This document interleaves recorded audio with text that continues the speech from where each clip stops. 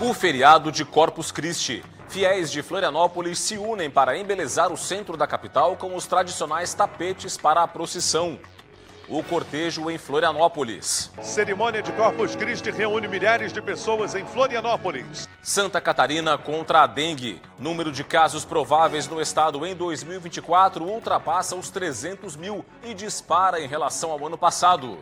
Figueirense perde para o Ipiranga em partida atrasada da quarta rodada da competição. Um dos maiores símbolos da capital catarinense. Estudo aponta que Velha Figueira da Praça 15, no centro de Florianópolis, não é brasileira.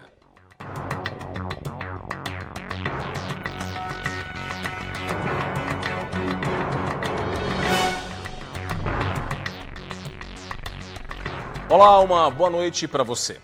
A gente começa o Band Cidade deste feriado de Corpus Christi com as tradicionais procissões que marcam a passagem da data, que é bastante importante para os católicos. Em Florianópolis, centenas de pessoas confeccionaram desde cedo os tapetes para o cortejo. A repórter Thaisa Kisiel acompanhou. Ruas coloridas, cheias de histórias, são os tradicionais tapetes de Corpus Christi. Nas ilustrações, cenas com representações bíblicas e da fé católica. Deus quer estar presente na vida de cada pessoa, na vida de cada comunidade. Normalmente as pessoas vão até a igreja para se encontrar com Cristo. No dia de Corpus Christi é o inverso, Cristo que vai passear na cidade é acolhido pela cidade. Ora, se Deus vem nos visitar, temos que fazer uma recepção bonita. Aí vem os tapetes. A confecção dos tapetes é histórica, trazida de Portugal para o Brasil pelos colonizadores, a fim de honrar a devoção à Santíssima Eucaristia. E para compor os tapetes, dezenas de voluntários. Olha, isso aí para a gente é muito gratificante, porque a gente está fazendo um pouquinho do que Nosso Senhor oferece para nós. Então isso é apenas uma migalhazinha que a gente vem aqui demonstrar para os outros irmãos nossos que fazendo alguma coisa para Jesus, para Cristo, a gente recebe em troca. Eu estou muito feliz, é uma honra estar aqui, está sendo muito importante, uma experiência única. Eu adorei estar aqui, está sendo o melhor dia da minha vida e eu amei demais. Você está se ajudando, você está ajudando os outros. É uma fé unida. Para mim, é esse o sentimento que está passando. Todo mundo se ajudando, todo mundo ali junto. É uma fé que transborda. A criançada também ajuda. Detalhista, o Gabriel, de 13 anos, fez questão de lembrar o que a data representa. É o corpo de Cristo. Bem, eu sinto que eu estou ajudando a igreja. Acho que vai ficar bem bonito. Para que tudo fique bonito assim, diversos materiais são usados para desenhar as imagens. A gente usa esse cipilho, a gente pinta e esse ano a gente está usando também as caixas de ovos. O pó do café, no caso, já utilizado, né? A gente guarda, seca ele. O sal, a gente usou também pedaços de madeiras que a gente pintou para fazer os raminhos em verde. Então a gente usa tudo coisas recicláveis. Os tapetes ficam no entorno da Praça 15, em frente à Catedral Metropolitana de Florianópolis. Mais um momento para retratar a fé cristã. É de esperança de um mundo melhor, que esse Cristo venha renascer no coração de todos nós, com muito mais luz para todos nós, que a gente confia tanto nele. Muita fé e muito amor. Os tapetes confeccionados pela manhã foram usados por milhares de fiéis que participaram da celebração de Corpus Christi em Florianópolis. O repórter Ronaldo Penido acompanhou a missa e a tradicional procissão no entorno da Catedral Metropolitana. É uma data com um significado especial. Para os fiéis, é uma oportunidade de rezar ou mesmo agradecer por uma graça alcançada. É muito emocionante a gente estar tentando agradecer a vida, a saúde, tudo que nós recebemos de Deus. Eu acredito que Jesus está vivo a partir do seu corpo e sangue que hoje a gente celebra, como se diz, dia de Corpus Christi. É uma grande alegria estar aqui com a família, celebrando o corpo de Cristo com a igreja e com todo o povo de Santa Catarina. Corpus Christi é uma celebração de fé e esperança, que se manifesta por meio de gestos, cânticos e orações.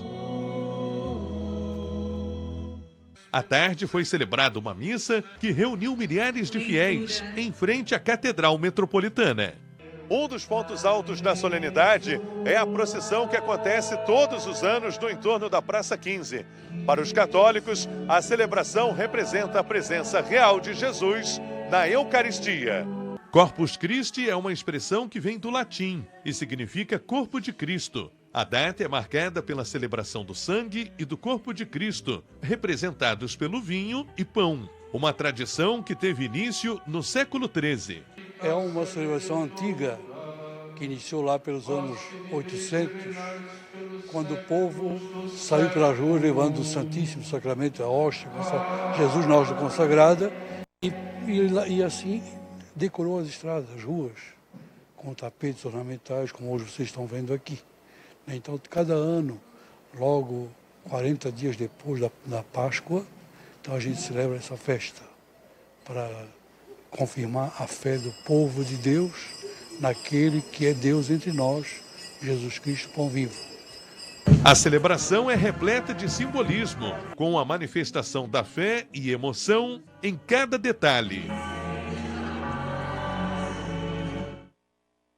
Em Joinville, no norte do estado, milhares de fiéis também participaram da procissão de Corpus Christi pelas ruas da cidade. As informações com o repórter William Tenório. Aqui em Joinville, milhares de fiéis prestigiaram a cerimônia de Corpus Christi. Cada paróquia recebeu um espaço para a confecção dos tradicionais tapetes. Os trabalhos começaram durante a madrugada e reuniram as 14 paróquias de Joinville. Entre os desenhos estavam a Eucaristia, tradições e figuras da fé católica. A celebração foi aberta com uma missa que lotou a Praça Nereu Ramos no centro da cidade, já que a Catedral São Francisco Xavier está fechada para reforma. Após a missa, foi realizada a tradicional procissão sobre os tapetes montados na Rua do Príncipe, onde os fiéis tiveram um momento de fé e devoção. De Joinville, William Tenório para o Band Cidade. A seguir tem o comentário de Cláudio Prisco Paraíso aqui no Band Cidade. E veja também, Santa Catarina contra a dengue. Número de casos prováveis no estado já é 160% maior do que em 2023. Os detalhes no próximo bloco. Continuem com a gente.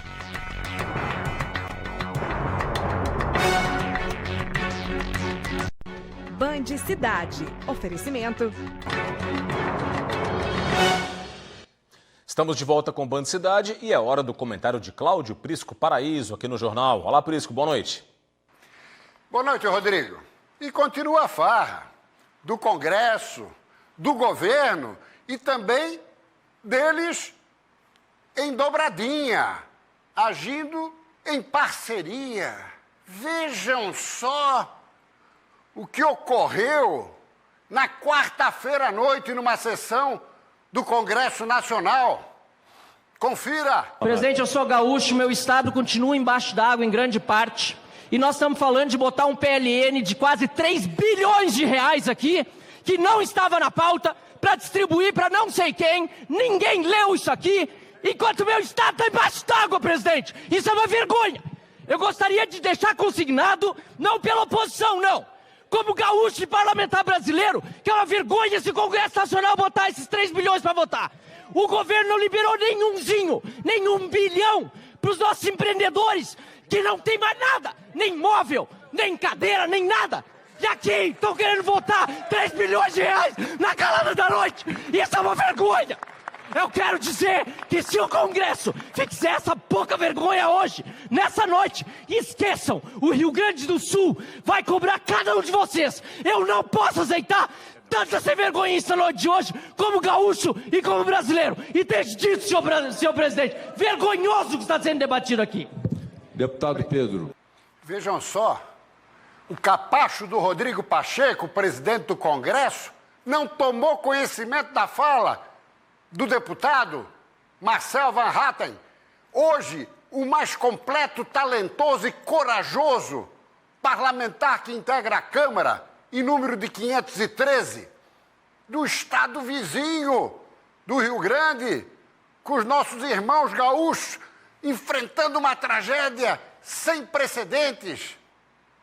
Eu, há muito tempo, não via um desabafo em forma de depoimento tão comovente, tão sincero e que tanto sensibiliza. Mas, pelo menos, essa reação fez com que, efetivamente, o assunto não fosse votado a toque de caixa na noite de terça-feira. Mas, mesmo assim, o governo conseguiu. O que é o PLN? É uma proposta do Executivo mexendo no orçamento. Vejam só. Política e Administração Pública, Comissão de Orçamento, aprova crédito extra de 3,7 bilhões no orçamento de 24, a maior parte para a saúde. Meritória a aplicação na saúde, sem dúvida nenhuma, foi aprovado ontem pela manhã, na Comissão Mista do Orçamento, e à tarde já foi aprovado também em plenário. Tudo no afogadilho. Não que não merecesse atenção à saúde. E o apoio federal ao Rio Grande do Sul, que encontra-se numa situação desesperadora? Nada. E como votaram os catarinenses nessa PLN? Vamos lá? Ana Paula Lima, Cobalcini, Chiodini, Giovana de Sá, Ismael, Jorge Guetem, Pedro Kizai, esses votaram a favor da mudança do orçamento, portanto, deixando o Rio Grande do Sul em segundo plano. Já os outros, Caroline Detone, Daniel Freitas, Daniela Rainer, Gilson Marques, Júlia Zanata, Rafael Pezente e Zé Trovão, disseram não. Não é hora de fazer mudanças no orçamento, ignorando o Rio Grande do Sul, no que fizeram muito bem. Os deputados Darcy de Matos e Carlos Chiodini não compareceram e não participaram da votação. É com você, Rodrigo. Obrigado, Prisco. Cláudio Prisco Paraíso com a gente todos os dias no Band Cidade e também no portal TVBV Online. Acesse e confira. O auxílio catarinense ao Rio Grande do Sul. A Prefeitura de Joinville, que adotou a cidade de Guaíba, duramente atingida pelas enchentes, enviou máquinas, caminhões e mobiliário escolar para ajudar os moradores. Ainda ontem, mais um comboio formado por caminhões, máquinas retroescavadeiras, carreta e um caminhão-tanque dos bombeiros voluntários, além de servidores públicos e trabalhadores terceirizados que prestam serviço ao município de Joinville, seguiram para Guaíba. Além da limpeza das ruas e doações de alimentos, higiene e limpeza, também são enviadas doações para as escolas retomarem as aulas o mais breve possível. E também nós verificamos de que todo o mobiliário das escolas foram completamente perdidos e eles não vão conseguir retomar as aulas, em breve. E dessa forma, então, Joinville consegue ajudar nas escolas. Nós estamos enviando material para as escolas lá retomarem suas aulas o quanto antes. A equipe chegou ao destino ainda ontem, no fim do dia. E hoje já trabalha para descarregar móveis e outros materiais enviados pela Prefeitura de Joinville para Guaíba, em especial as escolas do município. A previsão da Secretaria de Educação de Guaíba é de que as aulas poderão ser retomadas em 15 dias, contando com a ajuda que chega a todo momento. Santa Catarina contra a dengue. O número de casos da doença em 2024 já é 160% superior ao registrado no mesmo período do ano passado. Os dados são da Vigilância Epidemiológica Estadual e estão aqui no nosso telão. Vamos a eles? Primeiro, a situação das mortes aqui no estado. Santa Catarina tem, até o momento, 280 notificações de mortes provocadas pela dengue. Desse total, 224 casos, 224 mortes foram confirmadas pelas autoridades de saúde e outras 56 estão em investigação. Agora, quando se olha para essas mortes confirmadas no recorte por cidades, Joinville é o município com mais registros, 49 mortes até agora em 2024, seguido por Itajaí com 30 mortes, Blumenau com 27 casos e Florianópolis, capital do estado, com 12 mortes confirmadas. Agora os casos de dengue aqui no estado. Santa Catarina tem um total de 437.166 notificações. Desse número, são 316.263 casos prováveis da doença, um aumento de 160,9%. 4.179 são considerados casos em sinais de alarme, que demandam preocupação maior. E 326 são os casos graves que podem evoluir para a morte. O informe epidemiológico considera o total de registros atualizados até o dia 27 de maio. Uma informação da economia, Santa Catarina registrou nos primeiros 4 meses deste ano um aumento na movimentação de cargas via ferrovias. Isso em relação ao primeiro quadrimestre do ano passado. O crescimento, segundo a Agência Nacional de Transportes Terrestres, foi de 10,4% nos primeiros 4 meses de 2024, em relação ao mesmo período de 2023. Santa Catarina movimentou, no primeiro quadrimestre do ano, 2.300.000 toneladas. O resultado foi superior ao crescimento médio nacional de 8,5%. Somente em abril, o transporte ferroviário teve o melhor desempenho do ano até agora, com movimentação de 628.900 toneladas. Entre os principais produtos transportados, destaque para a soja, o carvão mineral, o milho, as cargas containerizadas e o óleo diesel. Santa Catarina possui 763 quilômetros de malha ferroviária em operação. A exemplo desta quinta-feira, a massa de ar seco e frio segue a ditar o ritmo do tempo em Santa Catarina nesta sexta-feira também. As informações da Epagre-Cidão apontam que amanhã o dia vai ser de tempo estável, predomínio de sol em todas as regiões do estado catarinense. Só tem um pouquinho mais de nuvens e nevoeiros lá no norte do estado. As temperaturas vão estar mais baixas ao amanhecer em todo o estado. Nas áreas mais altas do meio-oeste, Planaltos Norte e Sul, mínimas próximas de 0 e até uma chance de geada. Ao longo do dia, temperaturas em elevação. Vamos conferir? Em Florianópolis, mínima de 11, máxima de 18 graus. Em Joinville, mais nuvens, mínima de 10, máxima de 19. Em Blumenau, céu claro, mínima de 9, máxima de 20. Viramos a página, mais informações do tempo. Criciúma, sol forte, mínima de 8, máxima de 20 graus. Em Lages, na Serra Catarinense, também tempo firme, mínima de 4 e máxima de 16. E em Chapecó, o sol predomina, mínima de 6 e máxima de 20 graus. A seguir, o prêmio Band Cidades Excelentes. Tem também o esporte com a derrota do Figueirense para o Ipiranga pela Série C do Brasileiro. E veja ainda, nossos repórteres mostram uma curiosidade que pouca gente sabe sobre um dos símbolos de Florianópolis, a Figueira da Praça 15. São assuntos para o nosso bloco final. Até já!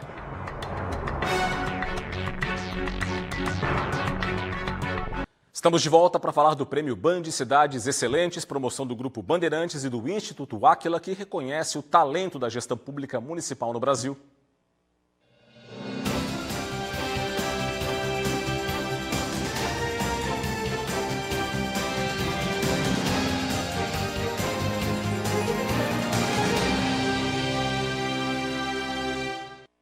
O prefeito de Santana de Parnaíba, na Grande São Paulo, mostra com orgulho as 9 premiações. O prêmio Band Cidades Excelentes, ele traz hoje uma segurança para o gestor. O gestor, ele se avalia pelos resultados que o Instituto Áquila traz. Todos os 5.570 municípios brasileiros estão inscritos automaticamente no Prêmio Band Cidades Excelentes. A avaliação é feita através de uma plataforma com inteligência artificial.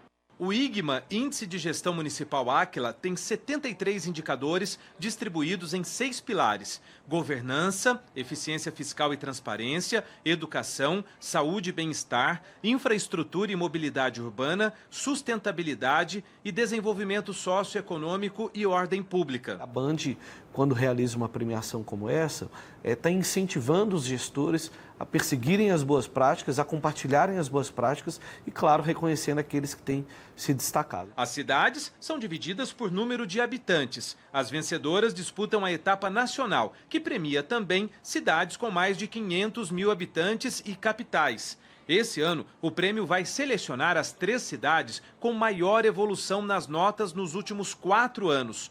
tempo do mandato do prefeito. Os critérios que são adotados, as formas da premiação são bons para que os prefeitos e prefeitas possam estudar na sua administração e priorizar os investimentos. O Prêmio Cidades Excelentes, criado em 2021, é uma iniciativa da Band, com parceria do Instituto Áquila, que reconhece como cidade excelente aquela que proporciona bem-estar e atrai pessoas e empresas para viver e fazer negócios.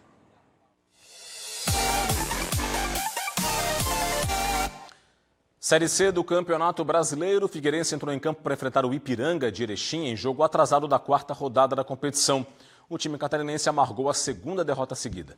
No estádio Colosso da Lagoa, em Erechim, no Rio Grande do Sul, os donos da casa saíram na frente. Zé Victor é acionado no meio, rola para Tadei, que invade a área e passa para trás. Jonathan Ribeiro, sem marcação, bateu para abrir o placar. E foi só. Final em Erechim, Ipiranga 1, Figueirense, 6º colocado da Série C com 10 pontos, 0. O time catarinense volta a campo já neste domingo, para encarar o Caxias, em Caxias do Sul, jogo marcado para as 7 horas da noite. Na Série B, a Chapecoense só joga no domingo. O time tem que dar um tempo na má fase, já que não vence as 5 rodadas.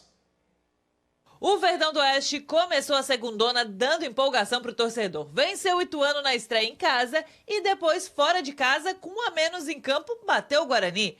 Só que de lá para cá, a Chape não conseguiu manter essa pegada.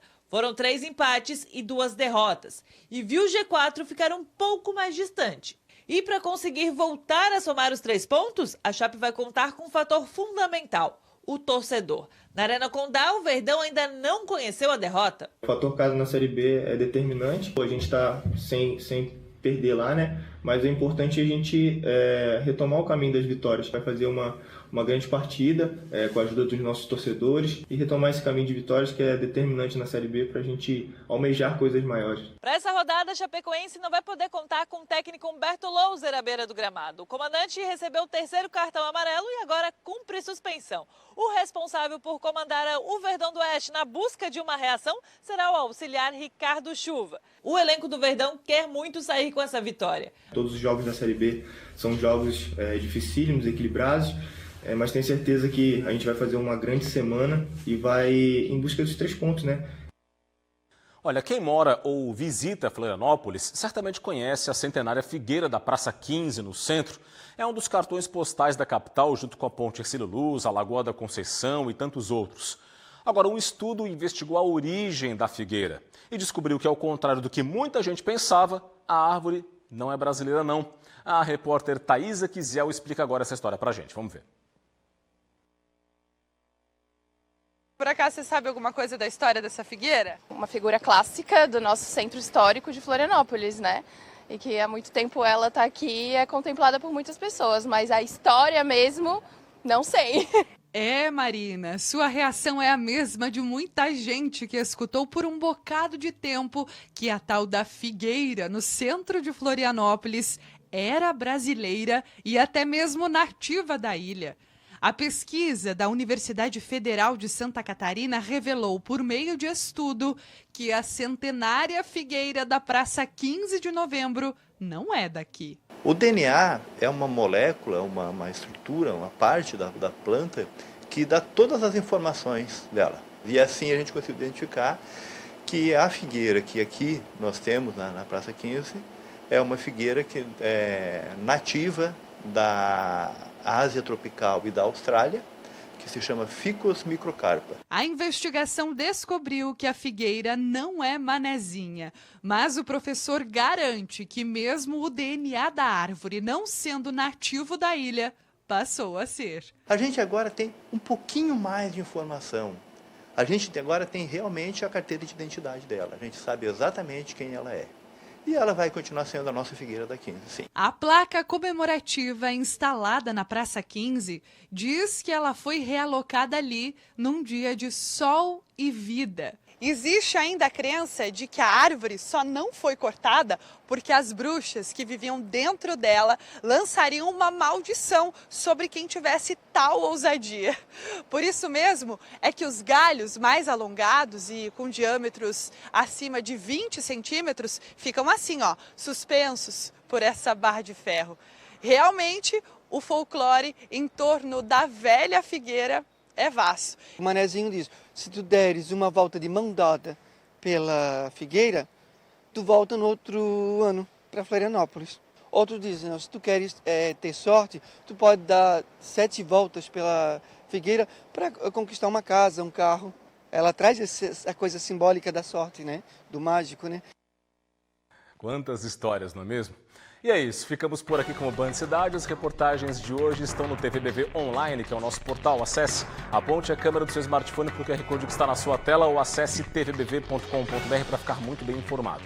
Vem aí as notícias do Brasil e do mundo no Jornal da Band. Para você, um forte abraço, muito obrigado pela audiência, boa noite, bom restinho de feriado e até amanhã. Tchau, tchau.